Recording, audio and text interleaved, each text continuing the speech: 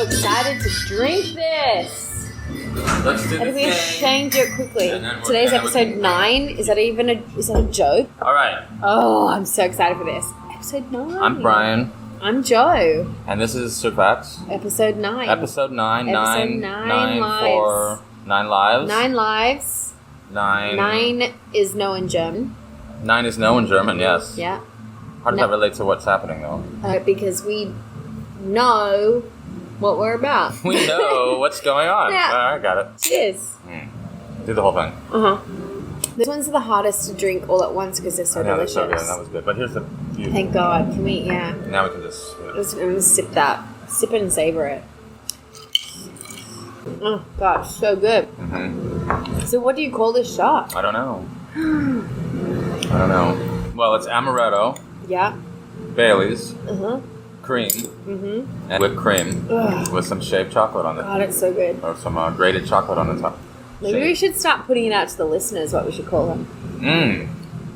Okay, so think of your favorite Iranian dessert.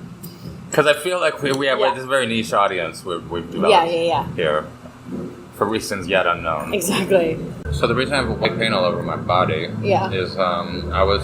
What I love about that is that's going to sound in the recording and keep those things. Is that's going to sound like you cut it, but actually you, I didn't, no. You just didn't allow a tangent. There was You didn't- no there's transition, at all. Yeah. And my dog lived happily ever after. Get out of here, she said. Last Tuesday, What's they all that? died. Why do you have paint on your nails? Because I had fun with the paint gun today. Didn't My know there was first- any such thing as a paint gun. Really? No, what's that? Like a glue gun but with paint? Yeah. Cool. I've never used a paint gun before, but now that's all I want to do. Like a sniper gun but with paint? Yeah. You can stand like a mile away and hit someone with a tiny drop of paint That's amazing. right on the side of their head. That's amazing. Is that expensive? Usually they don't even notice it. They just think they've been sweating. Yeah. They wipe their brow and they're like, oh fuck, it's white. Wow. I'm sweating. Pure White. results. I'm sweating. Yeah. No, it's not like that at all. Ah, okay. But it is fun. And I've never used one, and now that's literally all I want to do now. Great. Yeah. Are you changing I'm careers? sad that I'm not doing it right Are now. you selling the bar? Yeah, to I'm going to become sell a the bar painter? and be a painter, professional. But like a really niche painter. Yeah. I only work with white paint because that's the first paint I used with my paint gun. I'm a purist. Yeah. And I only paint things that I can use a paint gun to paint. yeah. But here's the beauty about a paint gun. You can use a paint gun to paint anything. Signs? Yeah, why not? Does it have the accuracy to do a sign? No, it's not going to be a good sign. It's not going to be a good sign. It's not going to be readable, but it'll No. be a sign. It will be a sign, and you can use a paint gun with it. You can say a thing, and I'll tell you whether you can use a paint gun with it. Okay. Can I paint my car with it? Yes, absolutely. Can I paint my face with it? Yes, people have done that. Can I paint my shoes with it? Yeah. Can I paint the ground with it? Yes. Can I paint the beach with it? You can paint the entire beach with just one paint One gun. paint gun. Yeah, it'll take a while. What are you wow. talking about when you say the beach? What do you mean? Like the the sand sand. and the sea? Yeah, and Yep, the sea, both, and like both. a fast-moving current. Given enough time, yes. How much, Wow. how much time you got? Forever infinity. Then This is there you tied on, go. baby. I've got time for everything. Tied down. I can paint the whole ocean if I want. Yeah, do what I want. Okay, interesting. So, Brian, Yeah. what's your sugar fact for the week? Well, Joe.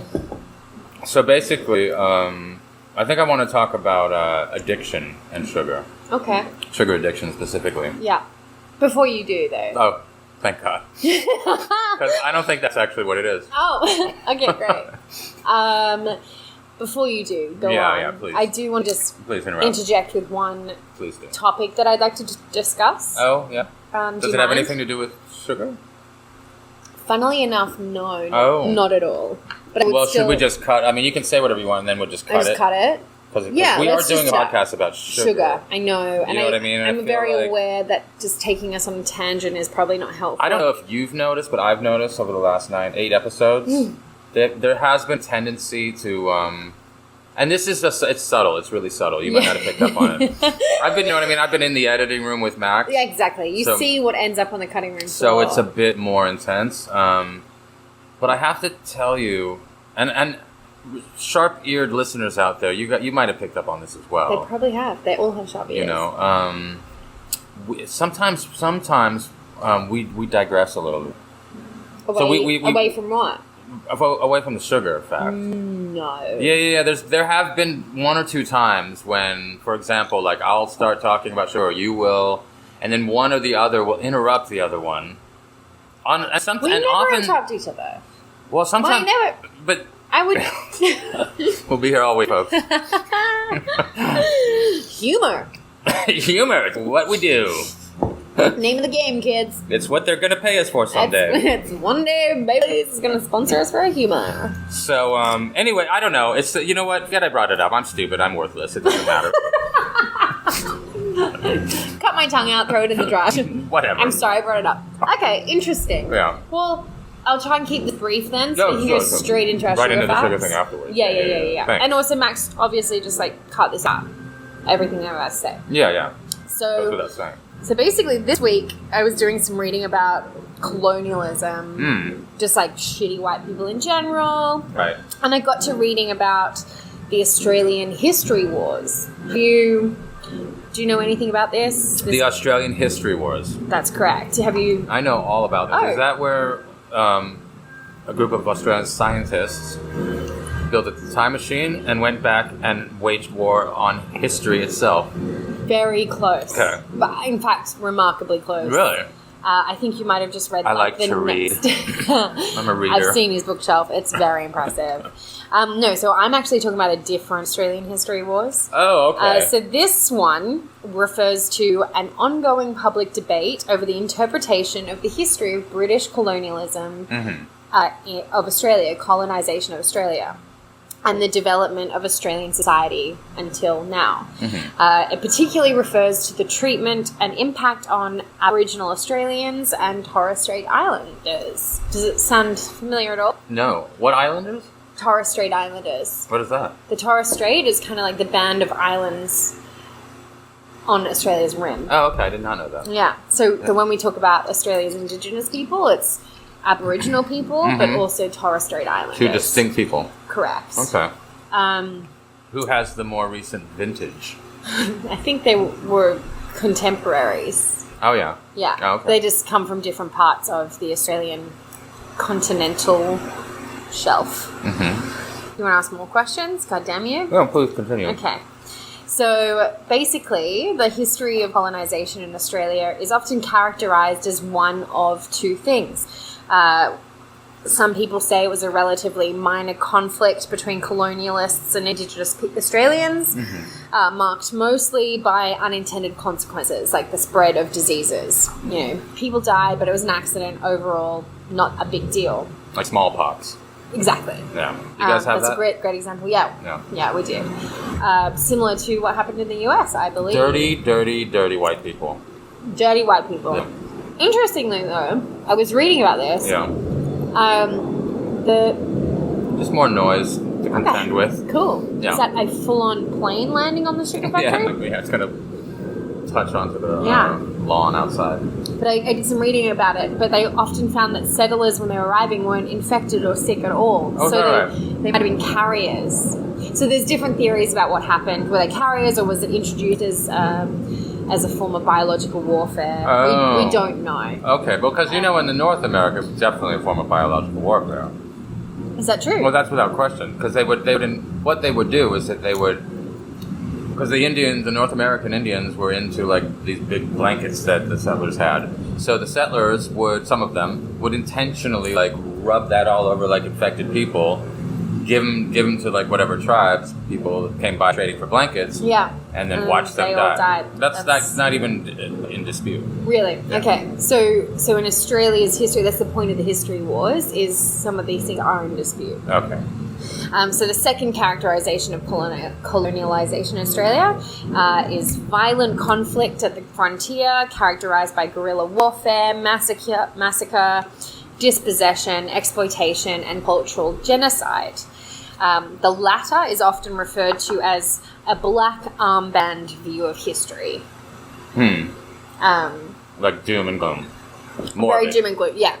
That colonialization is just covered in blood. Right. Ideas of shame, things like that. Yeah. Which I think you and I probably tend more towards the latter interpretation. I think UI and also all the victims. Right. Exactly. I am trying to. I know what you're trying to do. I'm bringing this up because I thought it added some balance to this evening's theme. So there's also broader questions of national identity at play, and this is everywhere. Like any circumstance where there's been colonialization a country's history. Right. So national identity and questions about the writing and researching of history. So the value or the truth of written records of settlers versus oral tradition of Indigenous Australians. These are the things that form Australia's history wars. Right.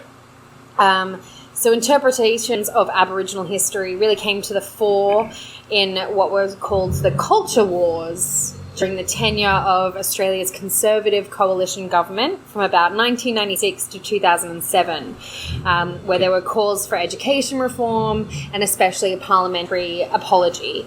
It didn't end up coming until much later. The PM at the time, from that period of time, he refused to give a parliamentary apology because he said it was... I remember that. Yeah. Who was that? John Howard. PM John, the guy with the brows. Right. And because his reasoning was actually it should be about concrete action now, not about bringing up intergenerational guilt. He was like, well, we shouldn't make the generations of today bear guilt of generations past. But that was his take. Fine, but then what was he doing though? Was he proposing actual concrete measures to rectify it? Yes. Oh, okay. So I have a quote from him. See, this is the thing. I don't actually think people with interpretations such as his are bad people. I don't think they hate Indigenous people. Right. It's all about how can we move forward? How can we recognize the truths of the past? First of all, what are the truths of the past? Yeah. And how can we recognize them and pay homage? Look, I think if the debate is okay, one side wants just this like sort of sorry, and then the other, and then he's saying no, well that's not good enough. We need to actually reparations or whatever concrete steps they can take. Right. But I suspect that that's not what. Well, you're going to tell me, so I'll tell you his quote. Yeah. So this is a direct quote from John Howard, Prime Minister John Howard at the time. He argued that the black armband view of our history reflects a belief that most Australian history since 1788 has been little more than a disgraceful story of imperialism, exploitation, and other forms of discrimination. Mm-hmm. I believe that our balance sheet of our history is one where we have achieved much more as a nation of which we can be proud than of which we should be ashamed. Injustices are done and no one should minimize them, but our priority should be to commit to a practical program of action that will remove the enduring legacies of disadvantage. Okay, well, what do you think that means? Great question. So I think it's a very conservative point of view in Australia is like bad stuff happened for sure, but what we should be trying to do is improve equality in today's age that doesn't depend on sort of self-flagellation. Again, yay. I mean, yay for that. Yeah, if there's follow through. But there never is. Right. Because generally speaking, when you have someone, I think, wow, listen to the tone of my voice. Yeah. Hey, I'm going to stand on this soapbox for a second. You did bring it, right? The extra tall soapbox? I did, yeah. For this episode, definitely. Yeah, awesome. Yeah. I don't need... All right, fine. You know what? I don't need this. Go on. This whole thing is an exchange. No, I just feel like anytime you have, like, one side who didn't actually suffer through anything... Right. Saying... Can we all just get over the past? Yeah, exactly. Why do we have to keep bringing it up? You know, let's all work for equality. Like, I'm sorry, but that's a little suspect to me. No, I agree with that. You know, and his government wasn't exactly known for. Like he also was very much a fan of the trickle down effect. In economics. Like he's a conservative, right? Yeah, which we know doesn't work, and also dispossessed people don't even get the drops, you know. A middle class might get a little bit, but considering, especially in Australia, Indigenous Australians are typically at the absolute bottom layer. That's been pretty much discredited. Yeah, right by now. Well, depends on who you ask, but I would say that it has been. Yeah. So there you go. So it's like again, it's just another person who didn't suffer, whose families didn't suffer, and then it was just like, hey, man, why do we have to keep bringing up all this bad stuff? Right, exactly. And then they can couch it in a much more elegant way that will make people think, like, well, I mean, I guess you have a point. Like, what really is the point of dwelling on the negative? Let's work toward the positive. And then we all think, like, case closed, we all sleep well at night. But hey, tomorrow we're going to get up. Yeah, but then nothing gets done, and exactly. then we forget about it. Yeah. Sorry. I'm with you. Once again, I brought this up as a way of framing our conversation in a way that wasn't... So, welcome to Sugar Fact, where Brian's special guest is alt-right celebrity Joe. Yeah. My question is, did colonialization actually happen? Did it should even be called improvement or something. Yeah. Well, they were savages. Yeah, exactly. So the Prime Minister after that was Kevin Rudd. He's our guy. You guys have had like 15 in the last. So fucking many. Actually, the one that I just quoted, John Howard, was the last one to serve a full term. Is that right? So he left in back in 2007. Jesus. He left in 2007. He was voted out in 2007. Oh, so all of the ones that I have bouncing around in my head right now are from 2007. Correct. The ones I cannot keep track of. Exactly. No one can keep track of them. Wow. So Prime Minister after that was Kevin Rudd. He's our guy that can speak Chinese, like a total gem. Yeah. He was the one that gave the parliamentary apology. Yeah. But he also caused for a more balanced approach to Australian history. Mm-hmm. So I'm paraphrasing instead of reading his whole quote. Okay. So that Australia's history is not one of nobility without blemish, but also not worthy of total demonization of the entrepreneurs and reformers of the past. It sounds a little bit like Trump's thing of there's bad people on both sides.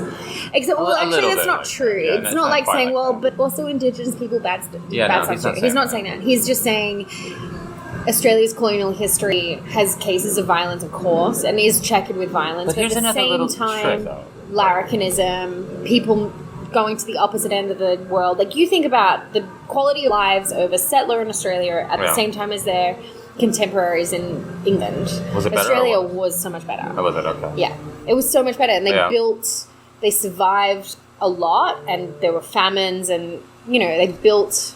Yeah. But I think there's a little bit of a rhetorical trick going on here. Mm-hmm. And it's helpful to recognize it. I'm so interested in this point. Uh-huh. So he's postulating that this is the reality. There's only two ways of looking at it now. Sorry, let me go back. Okay, I don't like it when it's like, look, you can't just say that everything that Australians ever did was evil and wrong. Nobody's actually fucking saying that. See, that's what bugs, and because when you use that little trick, and then people are like, well, yeah, that's crazy. Yeah, it's like a straw man. I'm going to listen. Yeah. Oh, yeah, that's the term. Don't worry about it. I didn't want to use that because that's like such a little fucking internet debate thing now. Yeah, it's straw man again. I was trying to actually avoid that. But, Sorry, I brought it up. But that is what I'm talking about. That's the term. If you want to just be accurate in what you're saying. All right. But, I was trying to give some meaning behind the term. Yeah. Because that is what they do. Another jet, yeah. It's a jet. Yeah. Well, we're holding an international conference a little bit later. Flying in some guests from Iran, actually. I've never heard them like this. Yeah. Well, you've never heard them in a hollow box. Oh, that's surrounded by concrete and glass. Oh, that's what it is. Yeah. Which is where we are, by the way. Okay. I feel like we need to bring the audience a little bit more into it. Like, in all seriousness, I feel like we do exclude people like we just do in real life anyway. Exactly. We just assume that our listeners know that we're recording in Sugar Factory. Right. We are in a Sugar Factory, so it's going to be a little loud. There's the studio next door. I feel like we have addressed that issue. This is the final paragraph of my setup. Okay. So all of that said, there is still much we don't know about Australia's colonial history. Evidence is strong that reports or evidence of massacres were covered by secrecy, and government documents destroyed.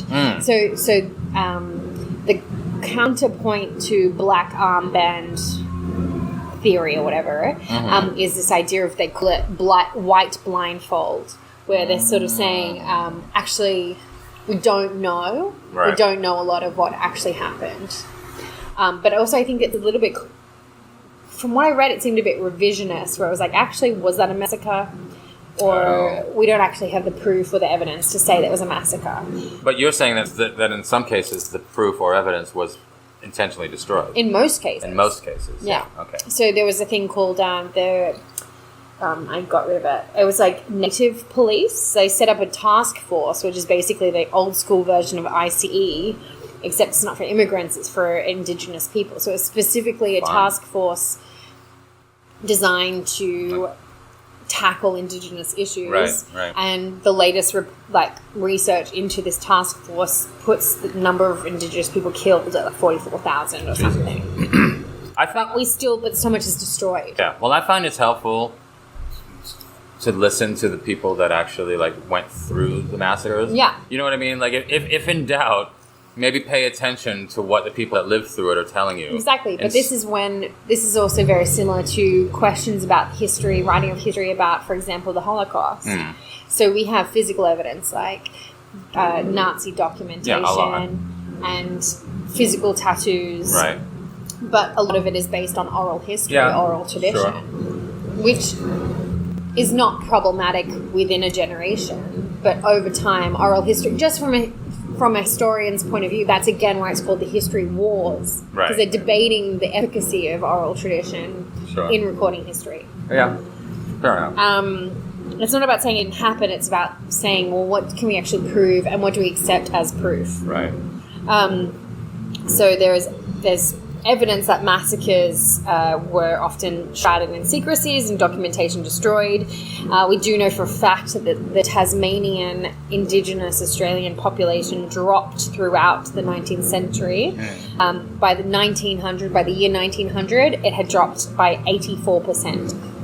Wow. And we do know for a fact that in Australia we call it the stolen generation. Have you heard about this? Aboriginal children forced from their families and sort of tried to breed out the whiteness throughout the 20th century.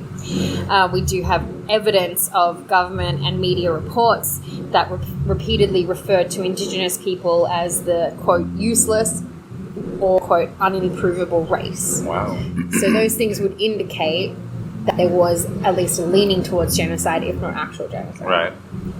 And then there was this whole other thing about what counts as genocide, and it was very interesting, but I didn't think we had time. It is interesting because I guess I always took it as an absolute given that, of course, there was a genocide in Australia by largely white colonialists. It never occurred to me that even was a debatable issue.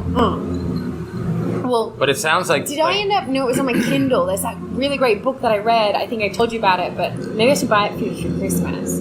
The one that talks about how genocide was created as an international principle. International... What's happening? Legal. I don't know. as a principle of international law. Yeah. The concept of genocide didn't actually come about until the 20th century. So interesting. I've got to get you that book. I would like to read that, actually.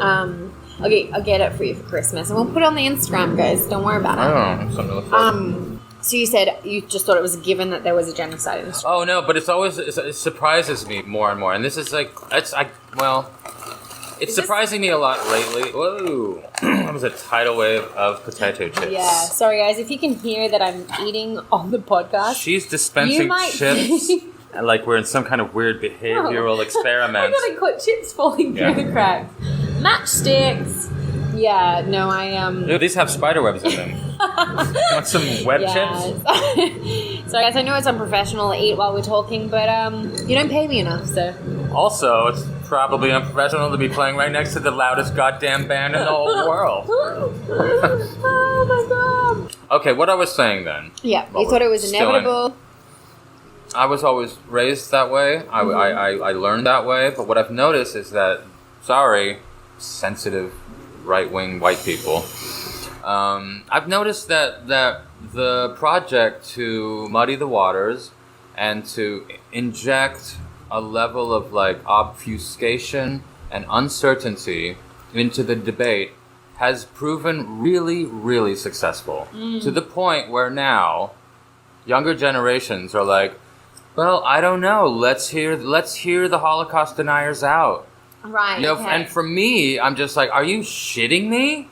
No. No. This isn't one of those things that's fucking nuanced. Yeah. Right? This isn't one of those things where it's like, well, some people say, no, shut the fuck up, Nazi, get out of my face. Right. And I think at least with the Holocaust, we've still been... Well, I don't know what it's like in the US, but it still seems like at least too controversial to question any Holocaust reports. But that's very recent history. I know, but even that framework is problematic. Too controversial to even question. Yeah, you're right. That's correct. We've been quite successful at making Holocaust questioning off limits because we've said no. But it all feeds into each other, right? Just same thing with the flat Earth stuff, right? Right. Can you even hear me from up there on that pedestal? Hey, anyway, as I was saying. I think I know what you're saying, that revisionism is entering every kind of scientific or history narrative. Yeah, so things that seemed obvious. Yeah, you're like, guys, we decided on this already. Yeah, this is already done. Why? Yeah. But there is a nefarious reason why, for certain ideologies out there, that this stuff gets questioned. I agree with you. I have a counterpoint, though. Okay, let's hear it. In the sense that I think we You're going to have to speak really loud, though, because I'm way up on that. Hey, dude, how did you get a horse so tall? I also think we can't separate this. A lot of people are sort of very critical of political correctness and all this crap, but also the idea that revisionism is intrinsically tied to postmodernism. So we live in a culture that is increasingly suspicious of authority. I mean, I started learning about postmodernism when I was like 10. Yeah. And it's still going, if not, it's just worse. I don't have a huge beef with postmodernism. Worse was the wrong word. If anything, we're becoming more and more cynical. We're becoming more and more skeptical. Right. So when we question things like climate change science, or we question things like, well, is what you're saying about this particular facet of history true? Yeah. That is all tied to the way that we are now starting to think about education and meta-narratives and stories of science, stories of history. Now, those things are not bad principles. No. But I think they are being, what you're saying, they're being abused by those who benefit from making people suspicious. And I would say intentionally, though. Of course. I think, but again, it's not a really hard thing to do. But hang on, who's gaining from this flat Earth shit? Oh, actually, who's gaining from that? The same people that gain from Holocaust denial and... How? How? Because the more doubt and uncertainty that you can inject into any debate, right, the more unreal you can make reality, the more malleable it becomes, so you can then shape it the way you want to shape it, which is that, which is honestly like right now, there's a large number of people in the West who genuinely believe that white people are being assailed and under attack and have it really, really hard. And the whole notion of reverse racism, right? You know what I mean? What about our parade? What about a straight parade? What about a white pride parade? Why can't I have a white club on campus? All that shit is just there's an intention behind it. I think also all of those things are a predictable reaction against the rest of society trying to march in a particular direction. Well, they're feeling threatened, no question. Yeah. Right. I mean, you have a powerful but ultimately minority group. Let me tell you an anecdote. Realizing that they're a minority. Yeah. Not even but the trend is toward becoming a minority, and they're realizing, well, fuck, we've treated minorities this way. Exactly. I always feel like it betrays a really guilty conscience. Of course it does. Of right? course, they're thinking, well, fuck, if they did to us, if they're going to do to us what we did to them, we're fucked. Now we gotta, exactly. Right, and I just want to be relax, you'll be fine. Right. You'll be fine. We'll all be cyborgs before it happens, But here's a personal anecdote. So I've been in Taiwan for 22 years, and so I was here when the KMT was just that was pretty much it, right? Whoa! Yeah.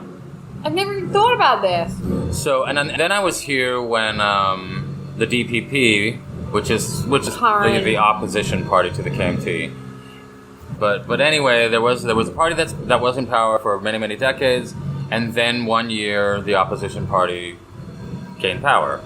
And literally, I'm not abusing that word. Literally overnight, we had friends, Moose and I had friends, Taiwanese friends, that were real, like, sort of KMT supporters. We're like, I don't know what's happened to this society. Like, I can't even speak Mandarin anymore. I get yelled at. I get yelled at for speaking Mandarin because now Taiwanese is the language that everyone must speak. Yeah. Which, never happened. There was no legislation saying, now that the DPP's in power, we're ditching Mandarin, everybody has to speak Taiwanese. But that was the first place their minds went to. Because was that they're being persecuted. Yeah. You know, when literally Moose had her fucking fingers wrapped in grade school if she dared speak Taiwanese. Right. Okay, so she remembered that.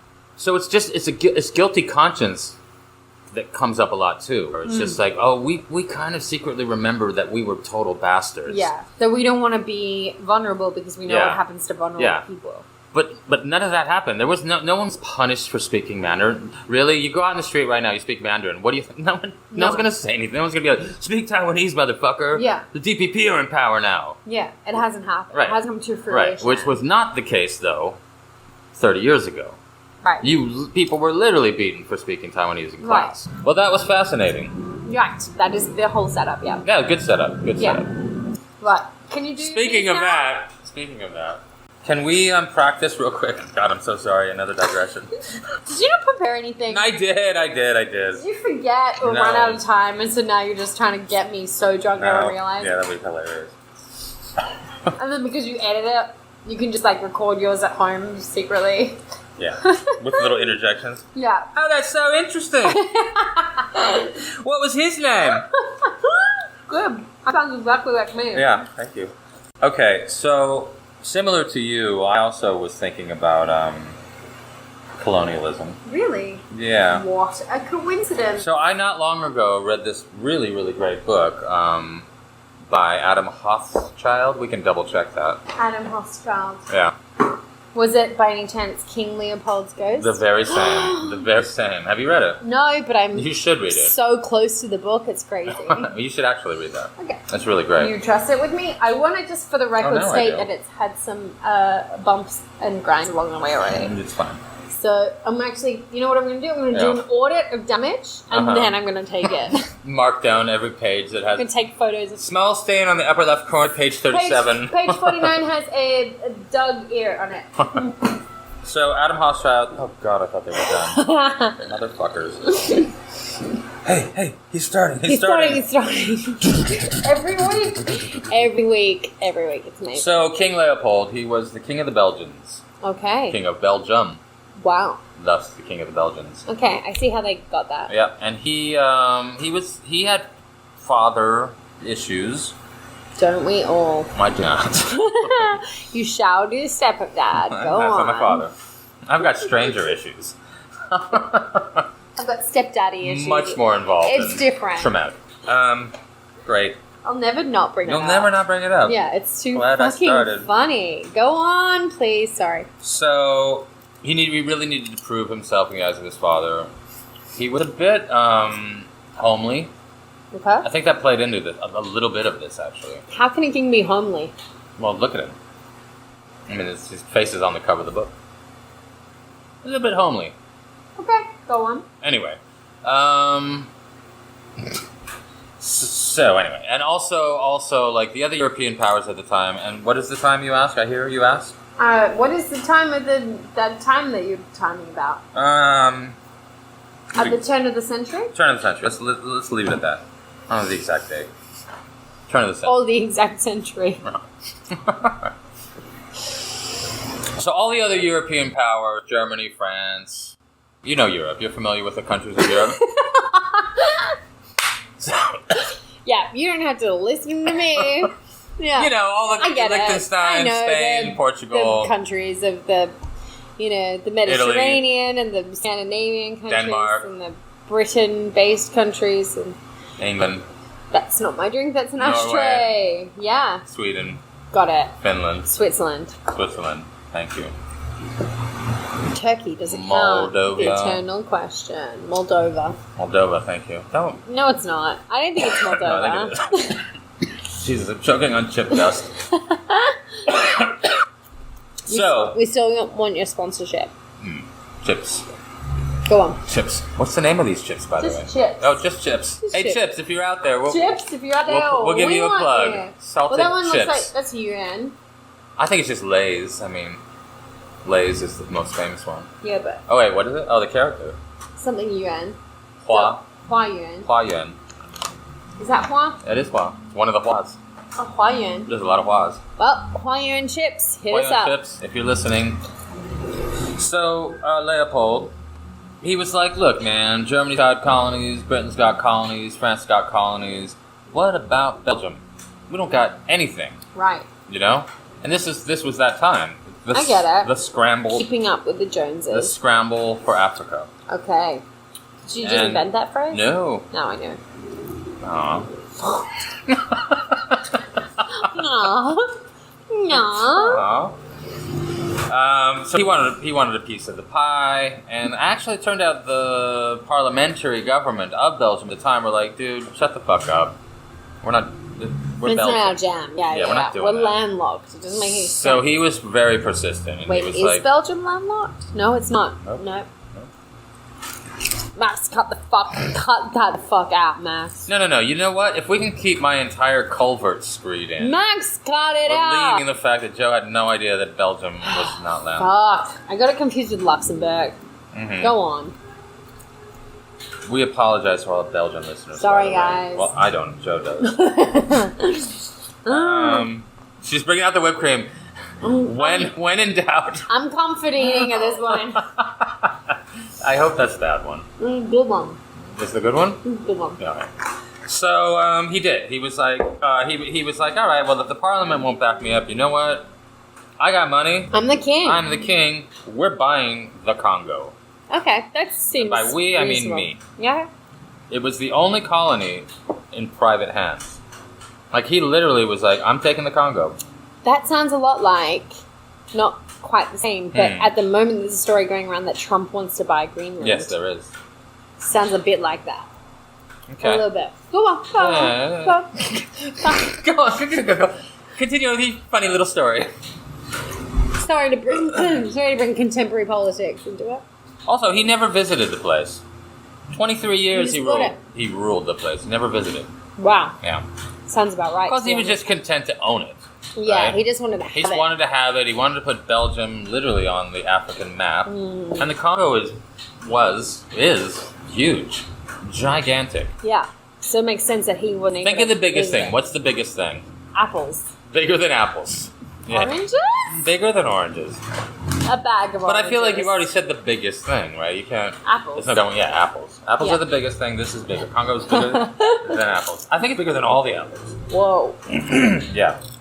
In fact, if you superimpose the Congo on the map of Europe, for all you geography fetishists out there, Of which all our fans are. yeah, as they should be, it would stretch from Zurich to Moscow to central Turkey. Fuck. Visualize that. That's Fuck. how big the Congo was at the time. Bigger than England, France, Germany, Spain, and Italy combined. Wow. Yeah.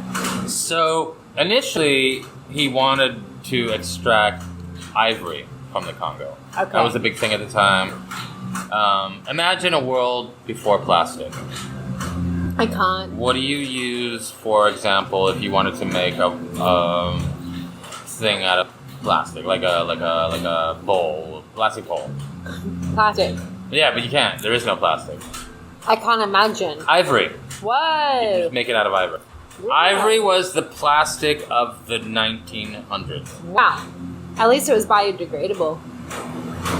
Yeah, so were the corpses of all the elephants that they ripped. All I'm the saying is tusks from. landfills were not as filled. Joe apparently has it in elephants. Add that to the list of wonderful traits. Question number 1, colonialism, was it bad? Question number 2, killing elephants, is it really evil? Is it really a big deal? Biodegradable. Okay, so anyway, the ivory thing transformed very quickly into the rubber thing. Rubber became the hot commodity. Tires, More tires. Rubber bands. Bands. Yes. Bands. Yeah. Punk bands. Rubber bands. Punk bands. Rubber bands. Classic bands. Classic bands. All the Rock bands. Yeah. So there was that. So rubber. Suddenly rubber. It's Rubber. like, hey, everybody needs rubber. Turns out, lots and lots of rubber trees in the Congo. Oh, lucky Leopold. So Leopold struck it rich. He did a good job. Yeah. Now, how do you think it went in terms of harvesting the rubber? Do you think it was a benign Yeah, I system suppose they had? the workers were probably union Well compensated for their time. I want to say the word Unionized? unionized. Well compensated. They probably work Monday to Friday because they could spend the weekend with their maternity families. leave. They had oh my god! Of course, they had paternity leave as well. maternity leave. You can't do that while pregnant. No. And then That would be paternity inhuman. leave because I want to make sure they have an equitable caretaking role in their communities. Yeah. I'd say probably that occupational health and safety was substandard. Okay. But getting there, Let me tell you something that's going to turn your world upside down. Don't. None of those things happened. No. Not even close. What? Not even close. I don't know if I believe you. That sounds so outlandish. Compensating. She's reaching for the whipped cream again. I'm comforting Yeah. again. Go on. Oh my god. Look away. I can't. What happened? I can't. That didn't even... I think it's fucking empty is what happened. No. No. Don't accuse me of eating it all. We've still got enough for dessert. We better have enough for dessert. Further than Otherwise, you're gonna know we're eating that toxic expired one. There's enough left for dessert. I'm so sorry. Yours is very interesting and I keep distracting you. Good. The more you say it, the more I believe it. Go on. The things I said before Calibrate. criticizing you are Yeah. definitely not true. Oh my god. I'd forgotten it. Jesus Christ, you're horrible. You hadn't gotten it. Give me your chips. Yeah, eat my chips. Are there no more chips in the bag? No, there's chips in the bag. They're just far away, I get it. So, what happened? Anyway, let's cut to the chase here. No, Alright. do your story in full. No, I'm going to do my story in full. I'm just saying narratively. That red light suddenly feels judgmental. It does, right? Shut the fuck up. 10 million people were ultimately ravaged, massacred, and killed. And by people, I mean Congolese. Okay. By Leopold's goons. 10 million people. 10 million.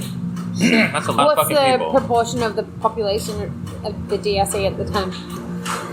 Sorry, could you repeat that? Well, like how many people were in the DRC at that time? Was 10 million all of them, or a lot of them, or a fraction of them? Nobody knows. No one knows. All the records were burned. Okay. All the records were burned. Except that one record. That seems true. Yeah. Except that one record. I'm going to say 50%. Percent. Wow. Yeah, 50%. Okay. I could be wrong. Sounds like you could be. It's likely I could be wrong. Okay. Anyway, it's 10 million people. Like, what does It's it matter? fucking What does crazy. it matter? Yeah, You know what yeah. I mean? Let's say it's 1%. What would that mean? That Still 10 million people. 99% of the people We're were. still alive and happy. That's what I would have thought that would nothing. mean. Go on. 10 million is a lot of Wow, people. these are getting stale. That's what we're eating. Amazing. How quickly they get stale. Damn. Very damn. Taiwan's It humid. is really good.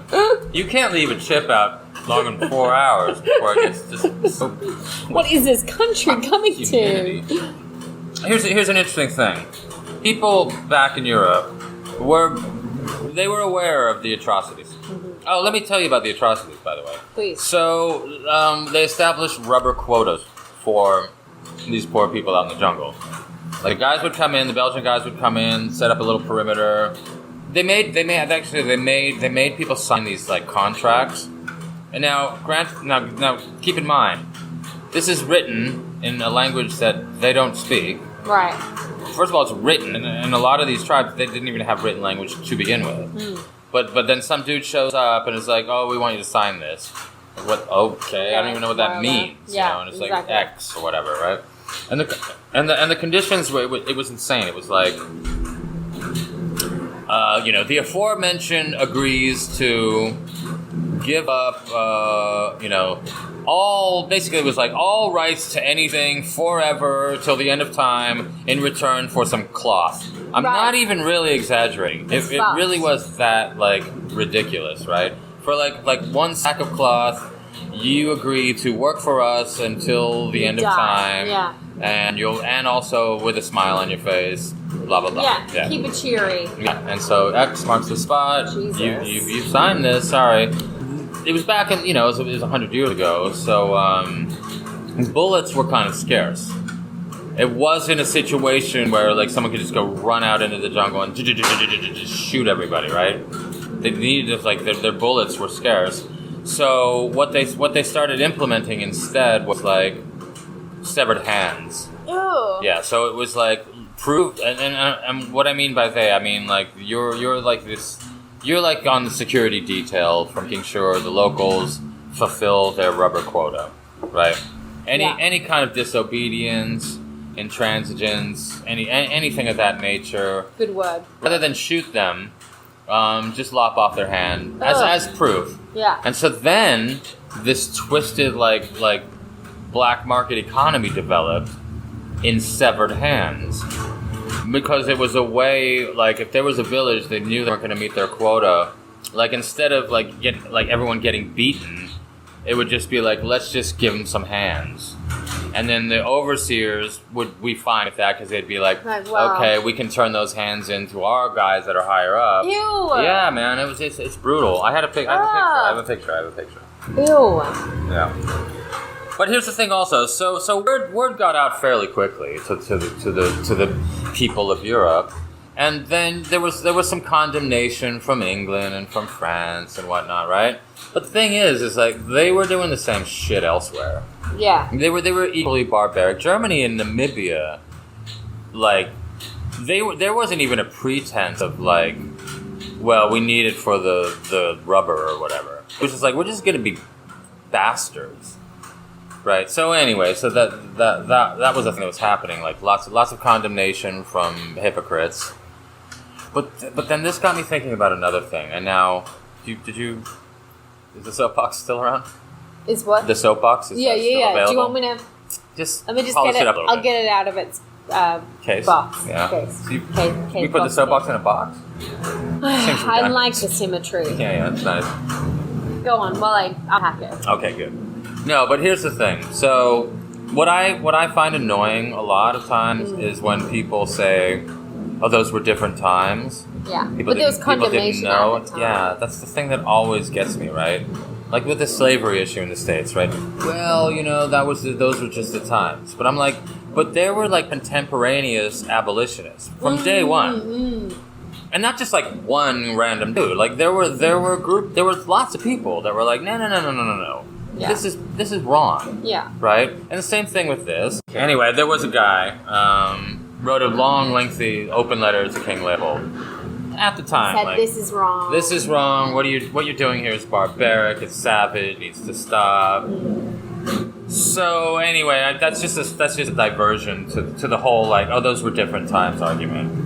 Yeah. I always thought that was bullshit. Yeah, I agree with that. I mean, I don't want to be like preachy over there, but it'll be the same now as later. When people talk about injustice, like clear injustices that are going on. Yeah. Example being like the way clothes are made. Yeah. And they'll be like, well, there's different times maybe people knew, and you and I knew, and we still bought new clothes. Wouldn't we have to be shitheads to defend ourselves with that argument? Wouldn't there be a part of you that knows you're full of shit? We'd know. If 20 years from now and we finally find a way to make the textile industry like safe and good for workers and whatever, and people are like, man, people used to buy slave-made shit, and they'd be like, our only response would be, we knew, but we still bought it. But you don't understand. It was a different time. Yeah, no, it's a bullshit thing. The Gap only sold clothes like that. Where else am I supposed to shop? Uniqlo had the best stuff. It was a different time. It was a different time. What am I supposed to do? Walk around naked? Right? Buy secondhand? Ugh, gross. That's disgusting. Who knows what kind of horrible person was wearing those clothes? Yeah. Exactly. Right? So, alright. Yeah. No, I get it. Makes sense. So they were contemporary. I don't like that. Yeah, there were. You know, and it wasn't like a mass movement or anything, but there were people. There were people that were like, dude, this is obviously fucked up. Yeah. Obviously. Oh, so Leopold tried to buy the Philippines from Spain. Ooh. Tried to buy lakes in the Nile. The whole Philippines. Yeah. Tried to buy lakes in the Nile. Oh, that's interesting. He tried to lease territory on the island of Formosa. Whoa. Yeah, where we are. Ah. Yep. That's... Just to show you, like he was really determined to have a thing. He's such a fucking Trump, isn't he? A little bit, actually. Yeah, you're right. Oh yeah, and he like. He's like spoiled rich boy. Just wants to buy treaties. Yeah, and he spent like tons of money on like giant like vacation homes on the Riviera. Right. I think yeah, he would retreat there, and he was despised by his people. So that's one good thing, I guess. Yeah. Again, Yeah. contemporaneous criticism. Well, but they were also quite content though to like reap the spoils of the inhumanity. So are we. Speak for yourself. I'm not happy about it at all. You love it. It causes me sleepless nights. I lean into it. I'm such a horrible person. Thank God for those tiny brown hands in Bangladesh. Because this dress is fire. That's why I never had a phone. Fuck off. It wasn't because I'm like a technophobe or anything like that. It's because you cared about the DRC. Fucking political stance. Newsflash, Brian. Yeah. You still got a phone. Yeah, I do. Because I'm doing a podcast. So how else am I going to do a podcast without a phone? Wait, did you finish your story? And scene. So you did? Yeah. Okay. I would suggest that before I start my thing, we have dessert. Or do you want to have dessert after my thing? Up to you. Maybe afterwards. A good capstone. I'm not listening. Feel free to not respond. I'm not. I was saying. I'm not listening. Fuck you. I don't like Dessert. the way this conversation is going. Wow. So Because I was talking about when we should have dessert. Yeah. I don't know why that seems like a subject of anger for you. Anger. Bitterness, derision, conflict, coldness, friendship ending. I was just trying to figure out when we should have dessert. Did it ever occur to you that I'm not answering because it amuses me not to answer? And you watch me squirm at the end of my hook? Did that ever occur to you? God damn it. No, because I thought you were one of the good ones. No, well, you felt wrong. Oops. So, are you familiar with Scott? Oh fuck! Oh god. Okay. Oh god. It's fine. Everything's fine. Scottish resistance leader William Wallace. Mm-hmm. He kind of looks like Mel Gibson. I don't think he does. I think he does. Yeah? Yeah. I've never seen a picture of either. I think they look exactly the same. I've never seen Mel Gibson, and I've never Mel Gibson seen Wallace. looks Stevens. like William Wallace. Does he? Wallace. Oh, I thought it was Blue Wallace face. Stevens. No, Scott's William Wallace. So this is the story of, and you'll be proud, I looked up how to say this. Okay, let's hear it. The story of Yagan, Australia's William Wallace. Oh, this was all a ruse. You got me all excited to hear about Scotland, and then you brought it. Whoa, that's a straight chili. Yeah, it's good though. Yeah. It's a peppercini. We had one of those. I don't think before. I can eat that. No, you got it. Well, My tongue hurts. here's what you do. I'm now going to have to tell my whole story like this. May I? This is what you do. You put it in the beverage, and you just let the juices flow. Oh, okay. You might not be a peppercini person. I don't think I am. But I'm happy to find that out now, right before telling my story. Yeah. Go ahead. So this is the story of... So this is about Scotland and their fight for independence, which is near and dear to my heart. So close. Which you know I love, and I, you know what, Joe? This is why I chose you to be one of my friends. You chose me? Yeah, I did. Oh, yeah. You chose me or I chose you? No, I'm pretty sure I chose you. This is why, though. We'll get back to that. Because you... This is the story of... If you interrupt me one more fucking time. This is I'm slurring it already. This is... Oh, god damn it. This is the story of Yagan. Australia's William Wallace. Why is everything about Australia? Just trying to add some dimension to our podcast. Wait, all you care about Africa. That's all you talk about. Africa's not a country, Brian. think it's finally time someone told you that. Damn. So, Yagan was born around 1795 and was an indigenous warrior from the Noongar people. What people? Noongar. What characterizes the Noongar people? It's an indigenous tribe in Western Australia around what is now Perth. Okay. What was their defining sort of feature of their culture? They were not anyone else other than Noongar people. Okay, good, yeah. Convenient. So, he was a major part of the early resistance to British colonial settlement in the area surrounding what is now Perth, Western Australia. I just feel like it's necessary. Oh, raindrops. It's loud. Do you not think? Oh, the raindrops. I think it's loud. Most reports have him as unmarried and childless, with a distinctive tribal tattoo on his right shoulder, which identified him as Noongar. someone who had a great gap year, or a man of high degree. Sorry, I spoiled that punchline for you. You want to try it again? You can do I it. totally fucked you up. It's too late. No, let's do it again. Do it again. It'll be so funny. He had a distinctive tribal tattoo on his right shoulder, which identified him as... What? I thought you were going to say the gap year thing. It's ruined. No, it's your joke. No, you take the joke. I was trying to set it up. I'll pay you for it if you want. As a man of high degree in his tribe. Yeah. He was the most physically powerful of his tribe. Yeah. And in one story of like a spear throwing competition, he was able to strike a walking stick with a spear from a distance of 25 meters. Pretty impressive. Cool dude. So Yagan would have been about 35 years old in 1829 when British settlers landed in the area and established the Swan River colony. For the first 2 years of the colony, relations between the Noongar and settlers were pretty good, and there was little competition for resources. The Noongar welcomed the settlers as Jenga, the returned spirits of the dead. So they welcome the settlers. They're like, oh, they're the returned spirits. I think it says a lot about their tans, if anything. Well, they walked across Australia to get there. Yeah. I was going to say more that they were so pale that they looked like ghosts. See, I went a different way. I pictured them landing over there and then walking. By the time they got there, they're swarthy. Right. So they looked like ghosts at that point. Okay, either way. Oh, ghosts. I missed that part. Returned spirits of the dead. Yeah, okay. I got it. Ghosts. Oh, it's going well so far. As time passed, conflicts between the two groups became more frequent. Right. The settlers incorrectly assumed that the Noongar were nomads with no claim to the land and fenced off land for grazing and farming. Classic story. Sure.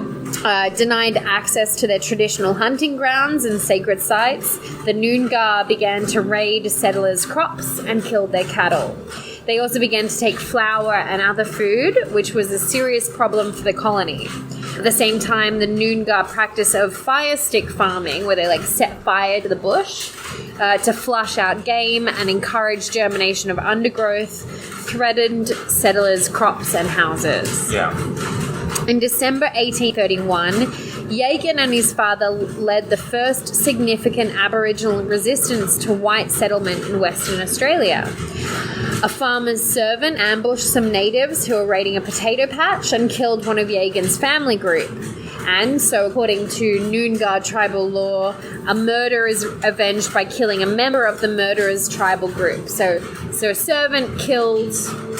So a group of servants killed a Noongar person, and Noongar tribal law says, okay, well, we will kill a member of that tribe. Okay, it doesn't have to be they killed the murderer. Yeah. They just have to kill a member of tribe. So Noongar stormed the farmhouse and killed another one of that farmer's servants. The white settlers, not understanding tribal law, saw the killing as an unprovoked murder, and Yagan was declared an outlaw. He was eventually arrested and sentenced to death, but he was saved by the intercession of another settler, Robert Lyon. Lyon's defense was Yagan was actually defending his land against invasion and should be considered a prisoner of war rather than a criminal. this is the same kind of thing as like contemporaneous opposition, right? It's like, sure. well, there were people at the time who were like, well, fair game. We're here, we're invading, they're defending their land against us. Right. He's not a criminal, he's a warrior. Right. So, because of the intercession, Yagan was exiled to a place called Karnak Island. He eventually escaped with his men by stealing a dinghy, but the government didn't pursue him. They were like, he's been punished, he's escaped, whatever, who cares? So after that, there was like a series of tit-for-tat skirmishes and kind of brushing over this. There's a lot more detail about what happened, who stole what, handkerchiefs, ambushes.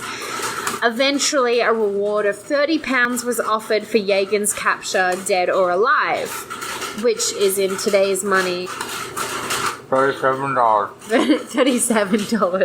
$37. He remained at large for 2 months, during which time he had an interaction with a settler.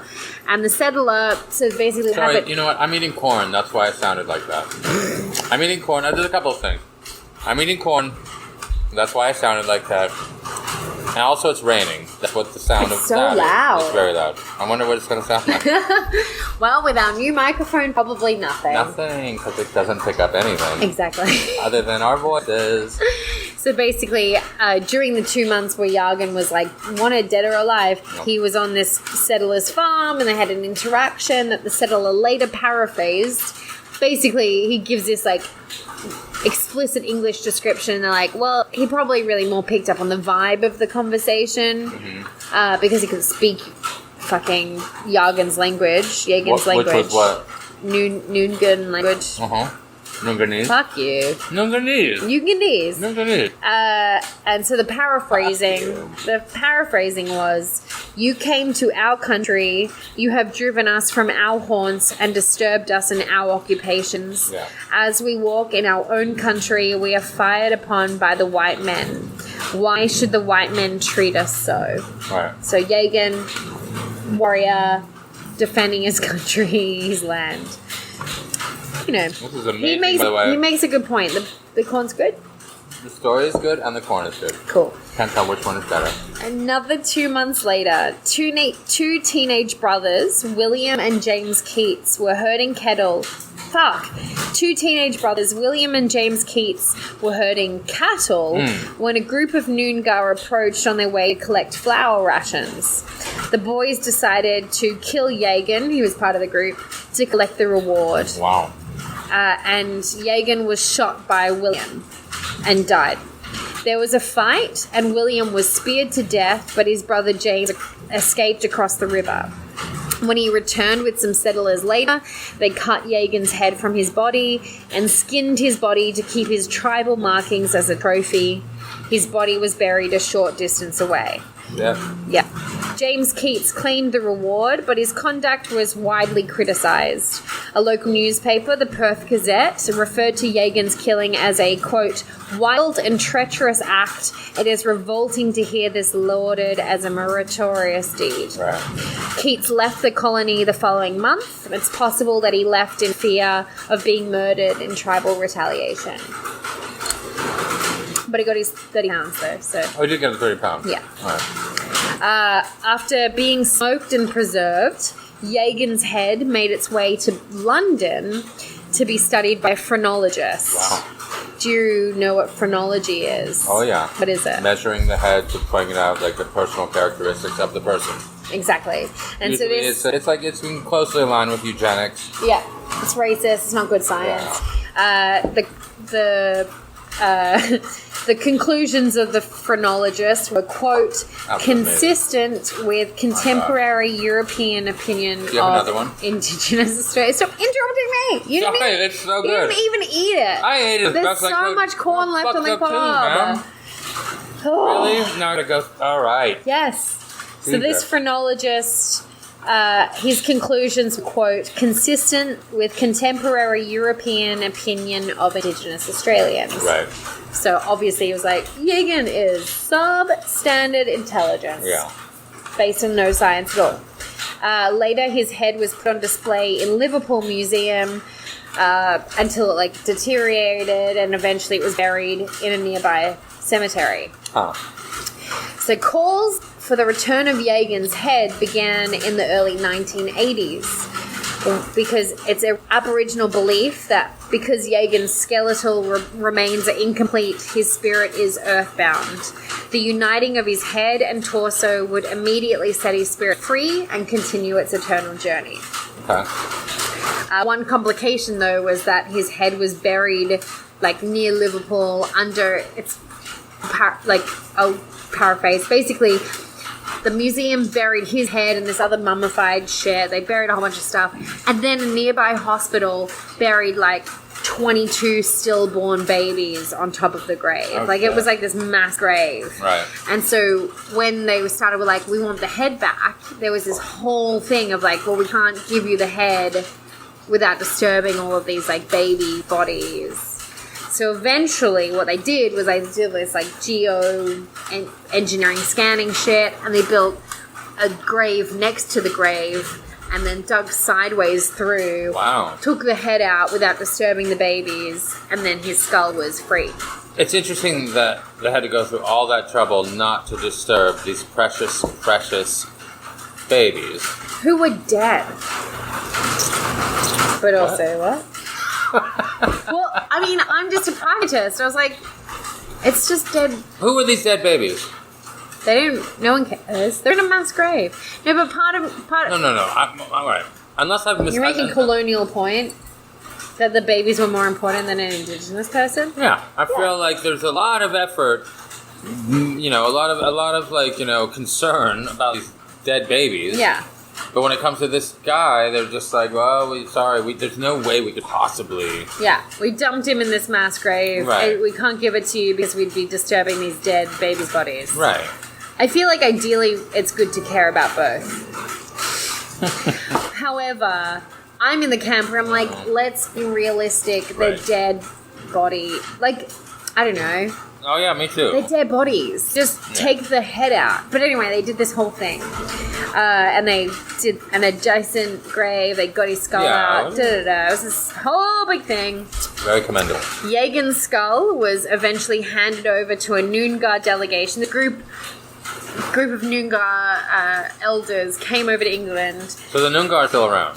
Yeah, it's still around today. And they were like, we're not leaving until you give us the skull. They're like, England keeps a lot of relics from other countries. We're not leaving. We're not taking excuses. We're not accepting anything. We're not leaving until you give us the skull. So they eventually had a ceremony at Liverpool Town Hall on the 31st of August, 1997. Damn. In accepting the skull, Aboriginal leader Ken Culbung made comments that were interpreted as linking Jagen's death with the death of Diana, Princess of Wales, earlier that day. So basically, the day they gave the skull over, Princess Diana died. And he made the following comment, which was controversial. That is how nature goes. Nature is a carrier of all good things and all bad things. And because the Poms did the wrong thing, they now have to suffer. Colbung's comments were seen to sort of say, well, because you guys killed him, now Princess Diana is dead. And they prompted a media scandal all through Australia, but he later claimed his comments were misinterpreted. Throughout the repatriation process of getting the skull back to Australia, many sections of the international media treated the whole story as a joke. The US News and World Report ran a story under the headline Raiders of the Lost Conch. In which Jagen's head was referred to as a pickled curio, and Colbung's actions were treated as a publicity stunt. It took another 3 years of controversy. So the head finally made it to Australia. It took another 3 years of, like, infighting. There was tribal conflict about who should be left in charge of the head and where do we put it and all of this stuff. It took another 3 years before his head was finally buried in 2010 in Jagen Memorial Park at a site believed to be where his body was buried, like 200 years earlier. And that is the story of Jagen. I like that story.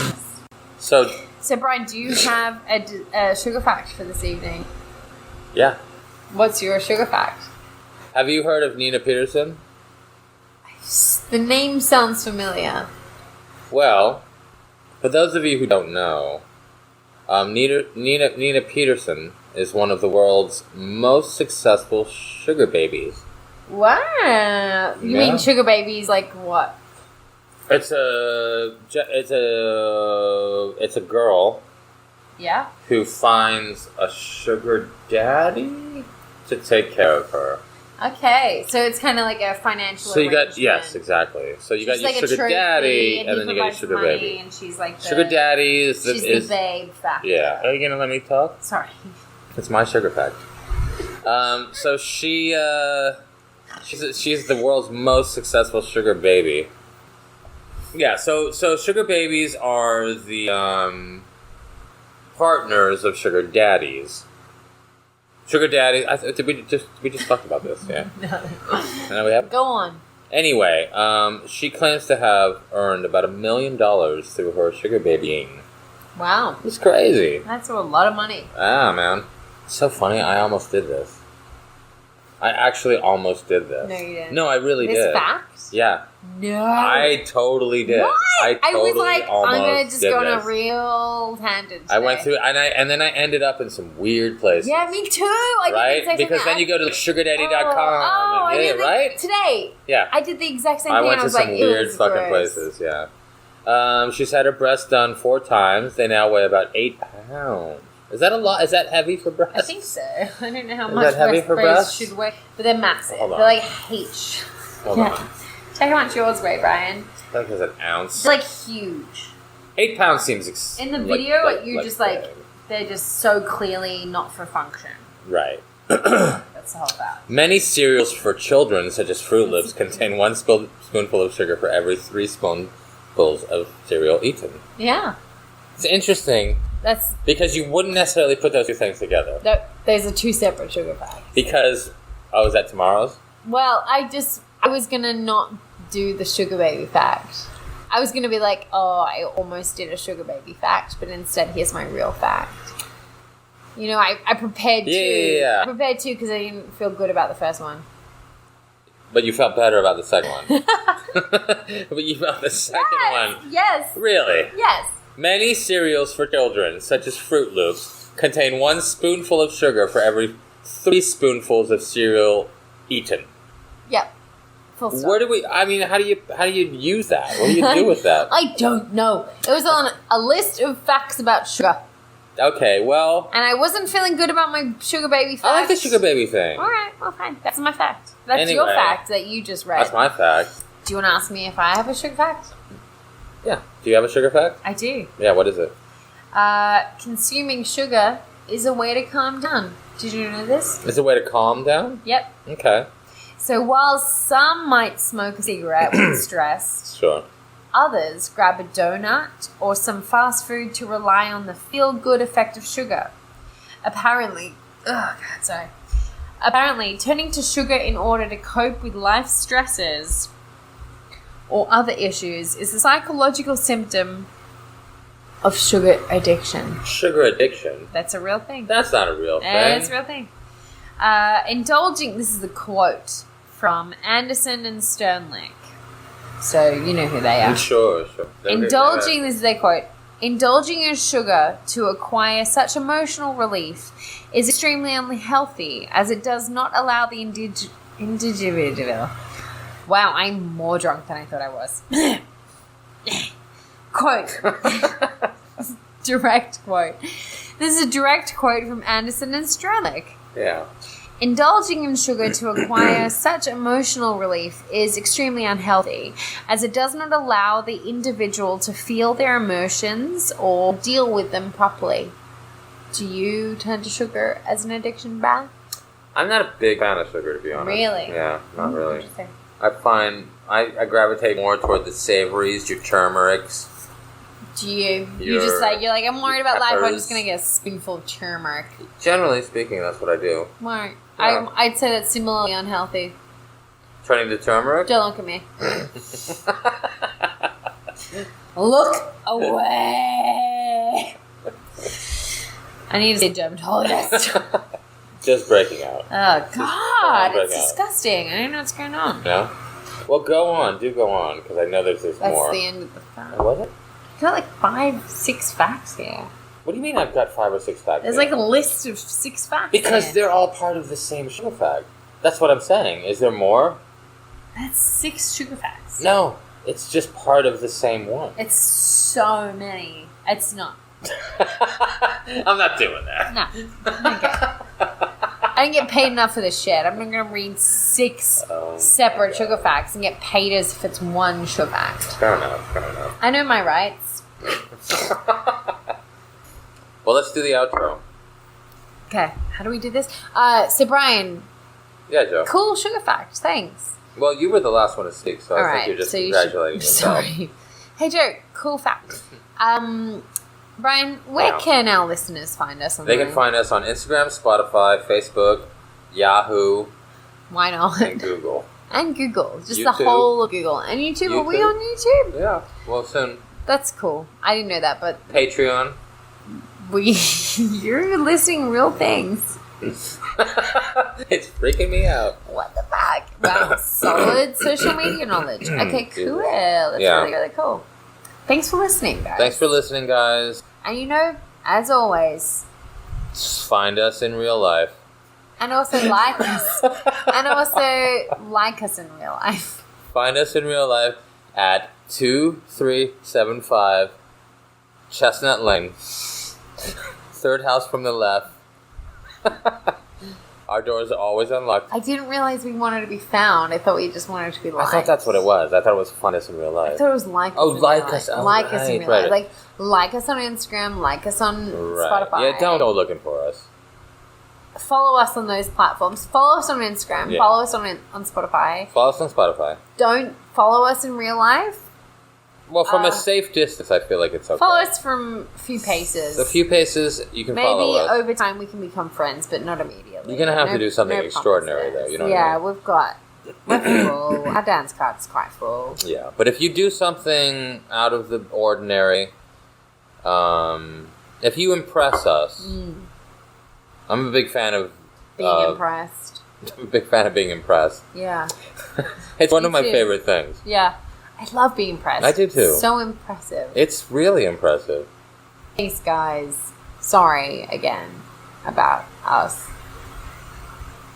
I feel like it's good that you're the last voice. Okay.